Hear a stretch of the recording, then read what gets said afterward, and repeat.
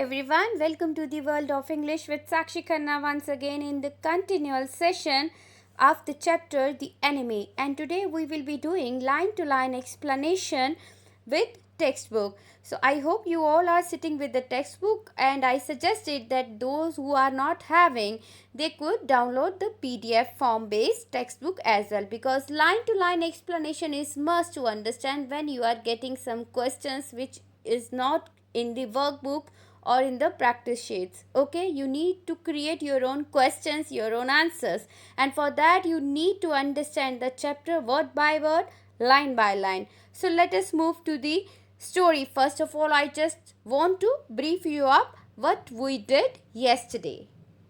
Before I open the textbook and start reading explanation line by line, I just want to brief you up about the story. The story revolves around Dr. Sadao, a Japanese surgeon, and his family. One fine day, Dr. Sadao and his wife Hannah saw a man washed by the waves, and they immediately go near him to treat him. When they turned him, they realized that he is a white man, an American prisoner of war. They go in dilemma whether they should treat him or not, because harboring or treating an enemy would bring danger to their family. Even then they treat him, and Dr. Sadao prompted. Prompted means according to schedule, on time, without any further delay. By the professional duty, he operates upon him, extracts a bullet from his body, and saves his life. He also doesn't hand him over to the police. He does his duty as a citizen by telling about the man to the general. When the general fails to send his promised assassins the hide killer people, he helps the white man to escape to a nearby island in a boat safely. This is a PDF based form chapter I opened here on the screen. Chapter 4, The Enemy by Pearl S. Buck. Before we read, let us talk about the text which they have given in the introduction. It is a time of the World War. An American prisoner of war is washed ashore in a dying state and is found at the doorstep of a Japanese doctor. Should he save him as a doctor or hand him over to the army as a patriot? So which duty he needs to follow? This is the question about. Let's move to the text. Dr. Sadao Hockey's house was built on a spot of the Japanese coast where as a little boy he had often played. The low square stone house was set upon the rocks well above a narrow beach that was outlined with bent pines.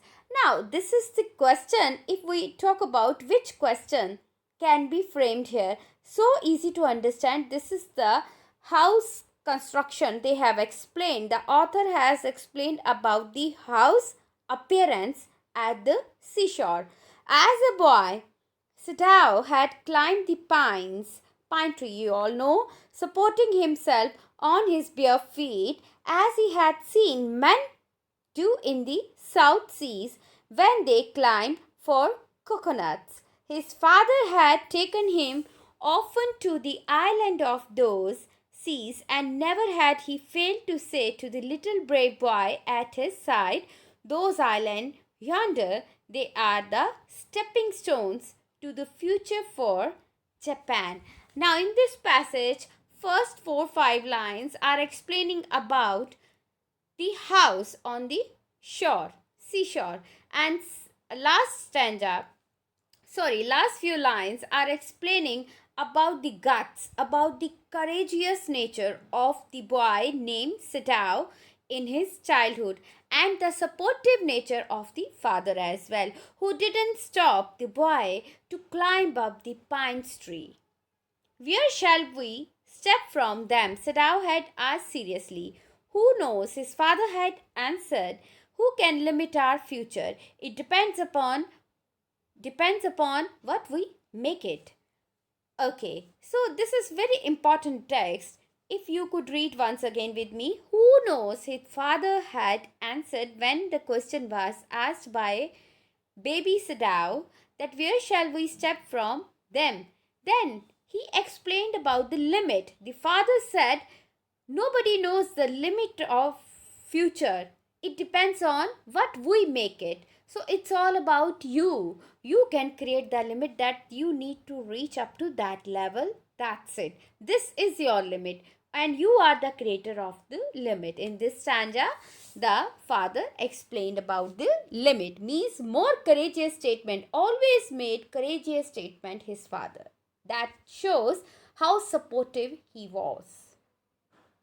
Next page, moving ahead, Sadao had taken this into his mind.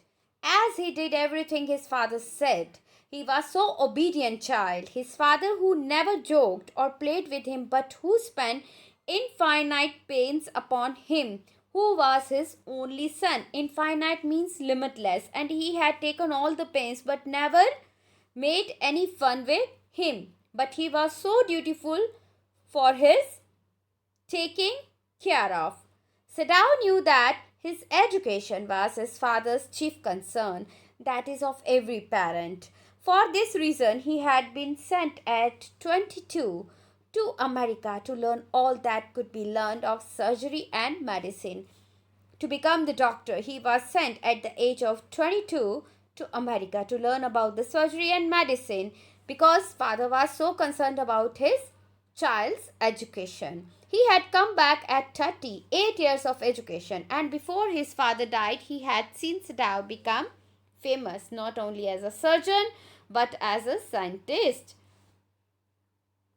Because he was perfecting a discovery which would render wounds entirely clean, he had not been sent abroad with the troops.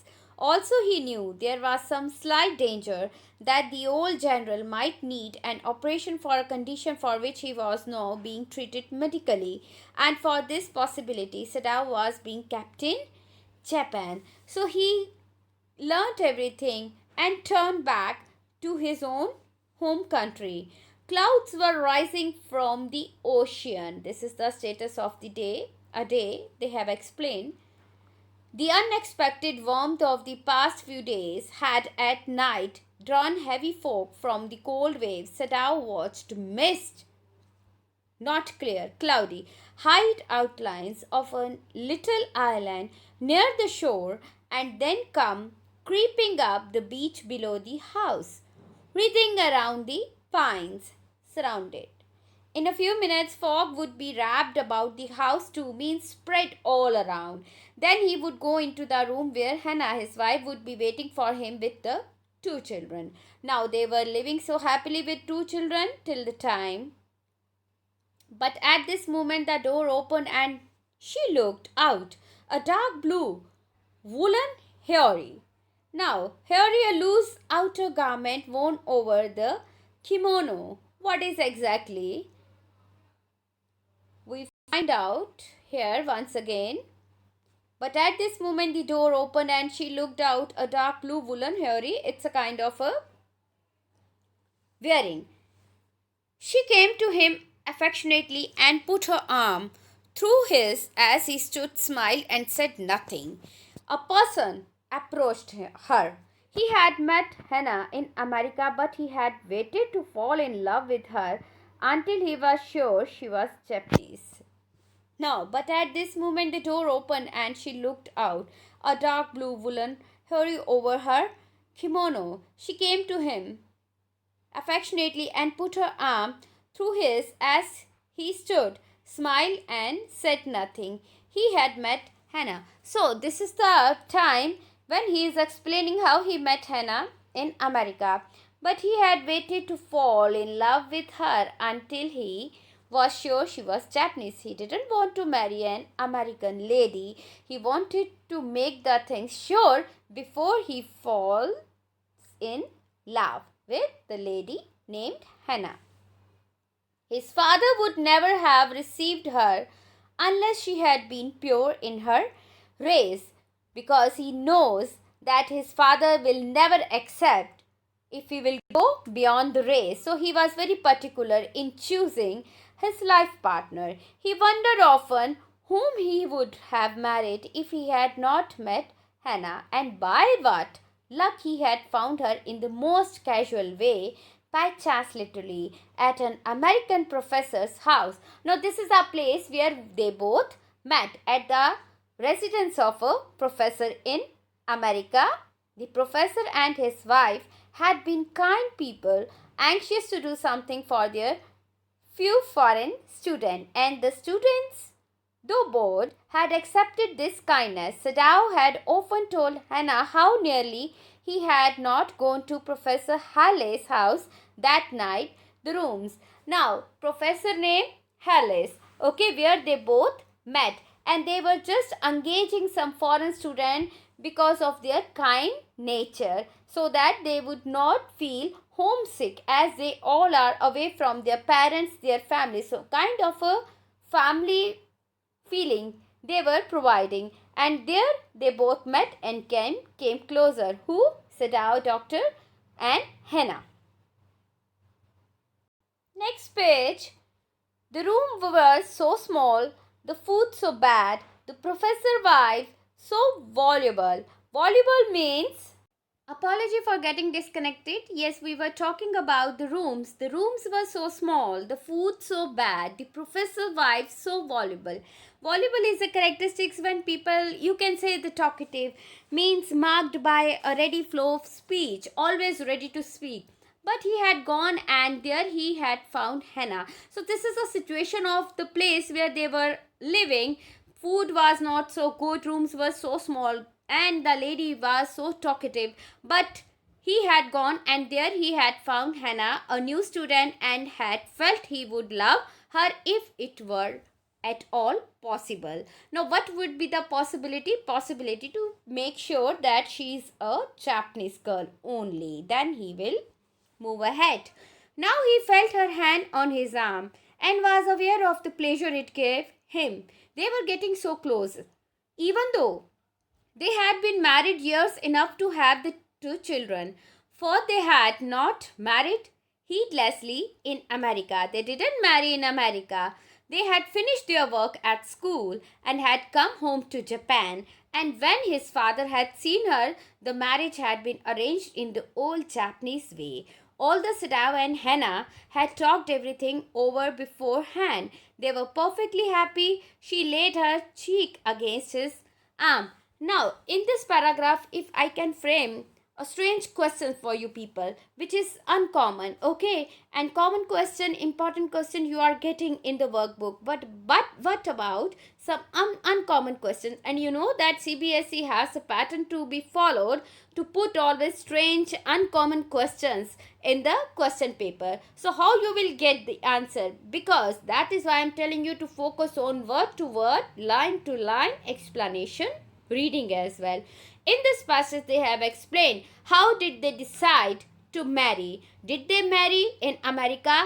Why they didn't marry in America? Why did they decide to marry in Japan? How many questions in this passage only? So this is a way, that is why I am telling you to focus over word by word reading and line by line explanation. It was at this moment that both of them saw something black come out of the mist. They were just thinking, they were refreshing their memory of meeting and getting married. In the meantime, what they saw, something black come out of the mist. It was a man. He was flung up out of the ocean. Flung means jumped. It seemed to his feet by a breaker. He staggered a few steps. Staggered means not firmly while moving here there, okay, because he got injuries. His body outlined against the mist, his arms above his head. Then the curled mist hit him again. It was misty outside, so the image was not so clear. Who is that? Hannah cried. She dropped. She just screamed. She dropped Sadao's arm, and they both leaned over the railing of the veranda. Now they saw him again. The man was on his hands and knees crawling because of his injuries. Then they saw him fall on his face and lie there. A fisherman, perhaps, they thought. Maybe the fisherman, because at the seashore it is so common to get like such situations. Sadao said, washed from his boat. Who has been washed at the seashore from his boat? He ran quickly down the steps and behind him. Moving to the next page. This chapter is quite lengthy. Okay, so we will not finish the whole text. It is almost 20 pages. 10 we will do today and next 10 tomorrow. So moving to the text. Hannah came, her white sleeves flying. A mile or two away, on either side, there were fishing villages, but here was only the bare and lonely coast, dangerous with rocks. This is the situation outside the seashore where he was found. The man was found, the wounded man. The surf beyond the beach was spiked with rocks.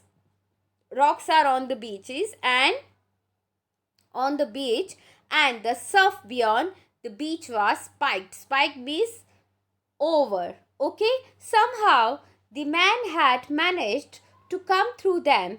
He must be badly torn. Badly torn means badly injured. They saw when they came toward him that indeed it was so. The sand on one side of him had already a stain of red soaking through. He is wounded, Sadao exclaimed. He made haste to the man who lay motionless. Means he was in so hurry to see the man, his face in the sand, an old cap stuck to his head, soaked with seawater. He was in wet rags of garments. Sadao stopped Hannah at his side and turned the man's head. They saw the face. Okay, this is the description of the wounded man. If it can be asked in a form of a question, so this passage will give you exact answer and you will get extra marks. Again, I am repeating, he is wounded. Sadao exclaimed. He made haste. He rushed to see the motionless face, okay, which was in the sand, an old cap on the head soaked with seawater. He was in wet rags of garments. Sadao stopped Hannah at his side and turned the man's head. They saw the face, a white man. Hannah whispered. A white man means an American. Yes, it was a white man. The wet cap fell away and there was his wet yellow hair long, as though for many weeks it had not been cut, and upon his young and tortured face was a rough yellow beard. Hair was not cut for a longer time and body was tortured badly. He was unconscious and knew nothing that they did for him. What is being done to him, he was unaware of that because he was unconscious. This was the status of the man. Now Sadao remembered the wound, and with his expert fingers he began to search for it because he was an expert doctor. So, being an expert doctor, that was his utmost duty to see the wound and start treating. So, blood flowed freshly at his touch. The moment he touched the wound, blood started flowing freshly. On the right side of his lower back, Sadao saw that a gun wound had been reopened. The flesh was blackened with powder. Sometime not many days ago, the man had been shot many days ago and had not been tended. It was bad chance that the rock had struck the wound. This is a description of his physical status, where he got injuries, how he got the injuries by a gunshot, and how many days before. Oh, how he is bleeding, Hannah whispered, again in a summoner voice. The mist screened them now completely, and at this time of day no one came by because no one was around and they were living all alone at the seashore. The fisherman had gone home, and even the chance beachcombers, those who are wandering on the beach, would have considered the day at an end as it was late in the evening, so beachcombers will not be reached here. What shall we do with this man? They were talking to each other. Sadao muttered, not clearly, but his trained hands seemed of their own will to be doing what they could do, stand the fearful bleeding. He packed. Because he's a doctor, so he started doing his utmost duty of treating the patient without knowing the nationality of the patient.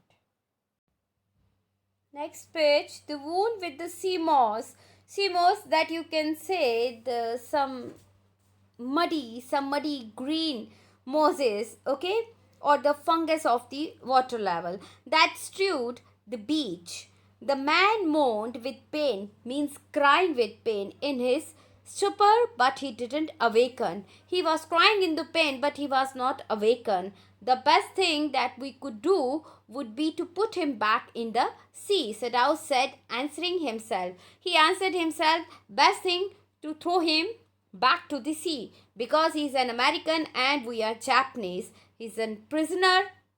He's an American prisoner. We will be in the trouble.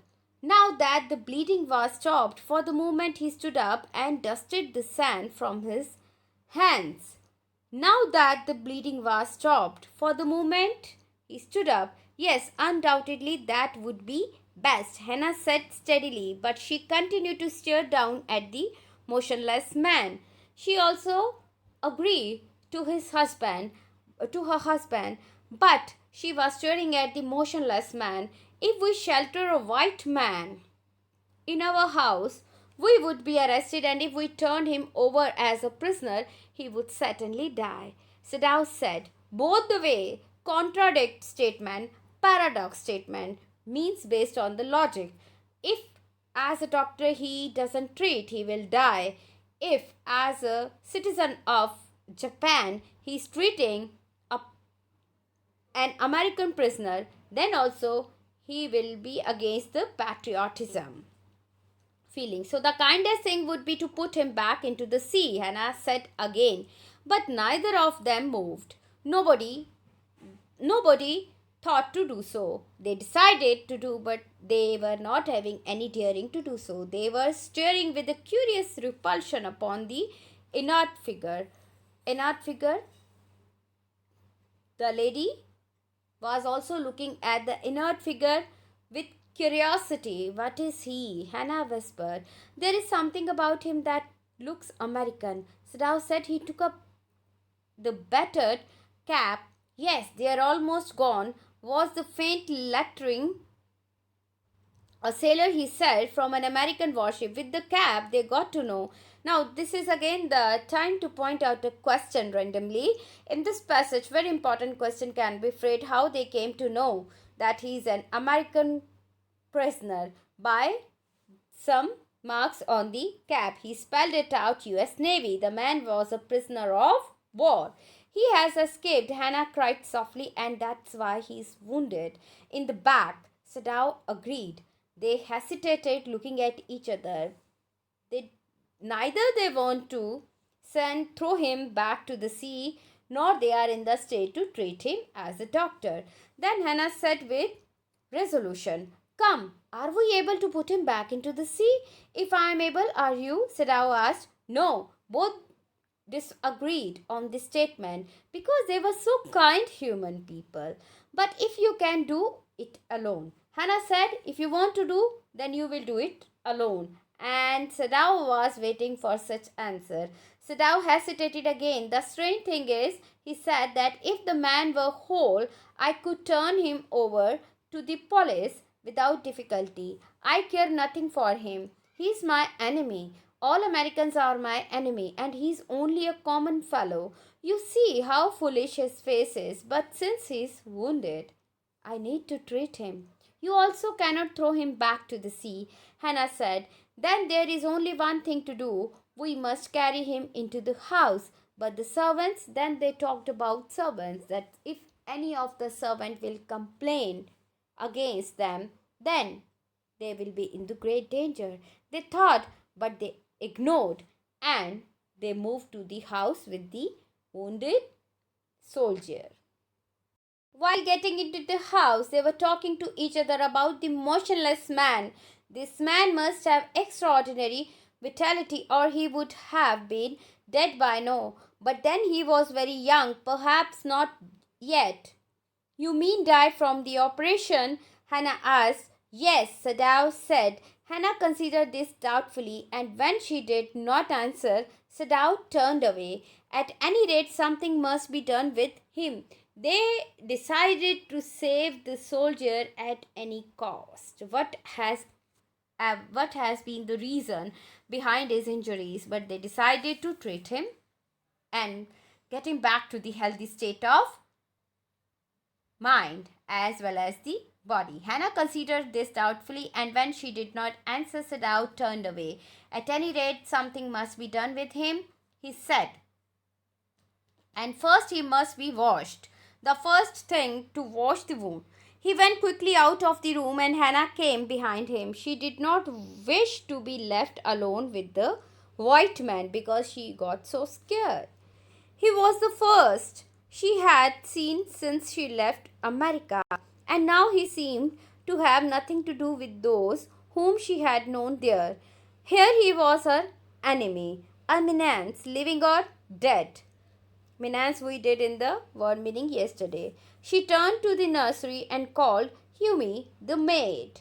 But the children heard her voice, and she had to go in for a moment and smile at them and play with the baby boy, now nearly 3 months old. Over the baby's soft black hair, she motioned with her mouth. Yumi, come with me. She called Yumi, and she made her children engaged in playing. I will put the baby to bed, Yumi replied. He's ready. She went with Yumi into the bedroom next to the nursery and stood with the boy in her arms while Yumi spread the sleeping quilts on the floor and laid the baby between them. She left the baby on the floor with the quilts and just moved with Hannah. Then Hannah led the way quickly and softly to the kitchen. The two servants were frightened at what their master had just told them. The old gardener, who was also house servant, pulled the few hairs on his upper lip. The master out. They all were. All the housemaids and servants got little confused and thinking what their master is going to do. The master out not to heal the wound of this white man, he said bluntly to Hannah, the servant. They refused to serve. The white man out to die. They said that he has to die. First he was shot, then the sea caught him and wounded him with her rocks. If the master heals what the gun did and what the sea did, they will take revenge on us. Now the servants put the claim over the master that if sea made injury, a shot made injury, the rocks gave him so many injuries that we are not the right person to save him. He should die. I will tell him what you say, Hannah replied courteously, very softly. But she herself was also frightened, although she was not superstitious as the old man was. The gardener said such superstitious statement. Could it ever be well to do so?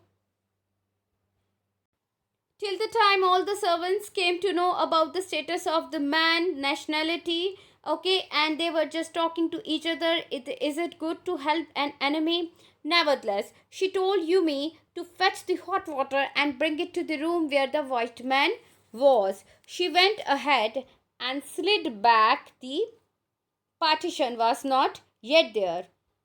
Yumi, following, put down the bucket. Then she went over to the white man. She saw him. Her thick lips folded themselves into stubbornness. I have never washed a white man, she said, and I will not wash so dirty a one. No. Yumi refused to wash. Hannah cried at her severely. Hannah got angry. You will do what your master commands you. She said that you have to do because being a master we can give you order. It's my order to wash the wound. There was so fierce a look of resistance upon Yumi's round dull face that Hannah felt unreasonably afraid. After all, if she servants should report something that was not as it happened. Even though Yumi was forced, okay, and Hannah got angry over him. But internally, she was just feeling scary because she was talking about that if any of the servant report something to the general, then the whole family will be in the danger. Very well, she said with dignity. When she refused, you understand, we only want to bring him to his senses so that we can turn him over as a prisoner.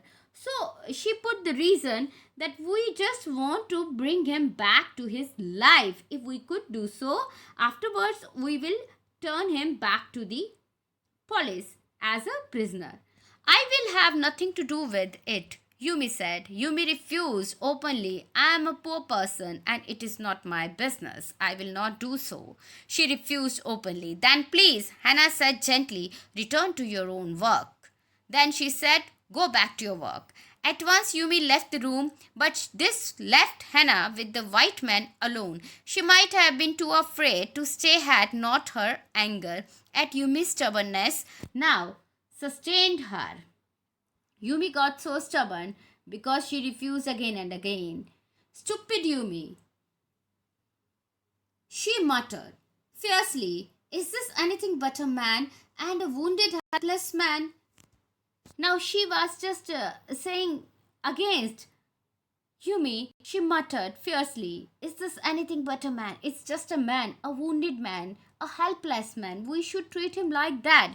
In the conviction of her own superiority, she bent impulsively and untied the knots, rugs that kept the white man covered. When she had his breast bare, she dipped the small clean towel that Yumi had brought into the steaming hot water and washed his face carefully. So this passage is showing that now she started cleaning, washing the wound of the white man because Yumi refused to do anything.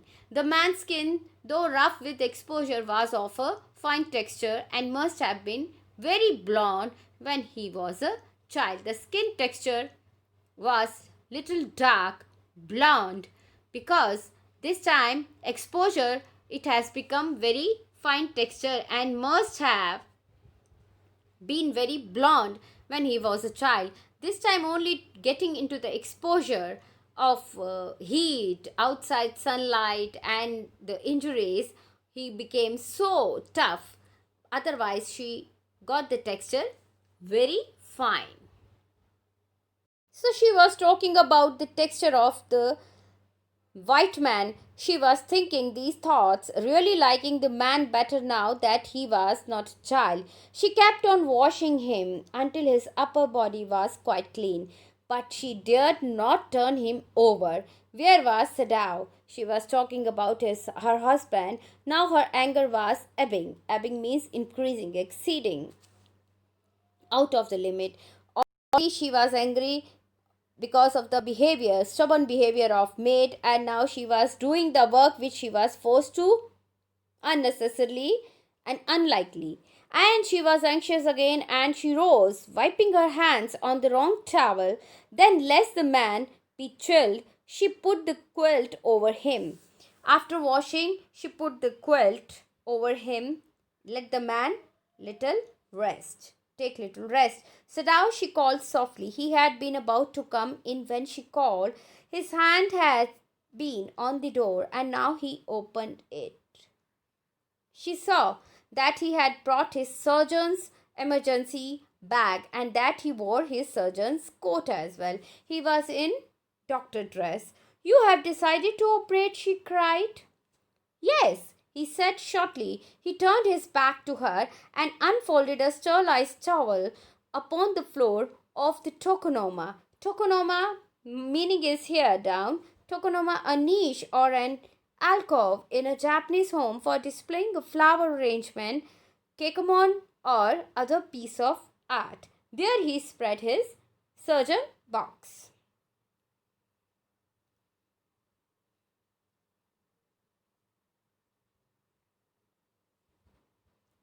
Fetch towels, he said. She went obediently. She was helping her husband obediently, but how anxious now, to the linen shelves and took out the towels.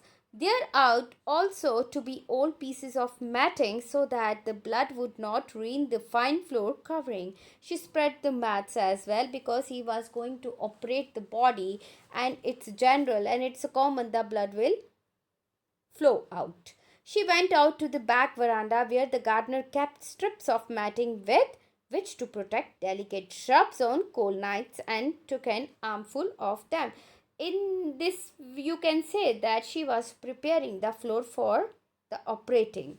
But when she went back into the room, she saw this was useless. The blood had already soaked through the packing in the man's wound and had ruined the mat under him, for which she was wanted to get rid of the flow of the blood to get spoil the things, the floor, the shrubs, but it happened already. Oh, the mat, she cried. Yes, it is ruined, Sadao replied, as though he did not care. Help me to turn him, he commanded her. She obeyed him without a word, and he began to wash the man's back carefully. She didn't wash the back, she just washed the wound on the front. Yumi would not wash him, she said, and the wife explained about Yumi's behavior as well. Did you wash him then? Sadao asked, not stopping for a moment his swift, concise movement. Yes, she said. He did not seem to hear her, but she was used to his absorption when he was at work. She wondered for a moment. Okay, guys, in this passage, they have just made all the situation to operate the patient properly. They forgot who is he. They only remember they need to treat him as a patient. No nationality, no boundaries, no limitations. The only verdict of a doctor to save the life. Okay guys, because as I told you the text is too long, so 24 pages in total. So 12 or 13 I have done today. Tomorrow in the next session we will complete the chapter. Okay, and yesterday I forwarded you the summary. Today I will forward you the question answers, short as well as the long. You need to pen down. Please don't avoid my instruction. It will be very helpful when you will be in the traditional classroom back, and definitely we will be back very soon. Till the time, stay safe, stay protected. See you tomorrow. Goodbye.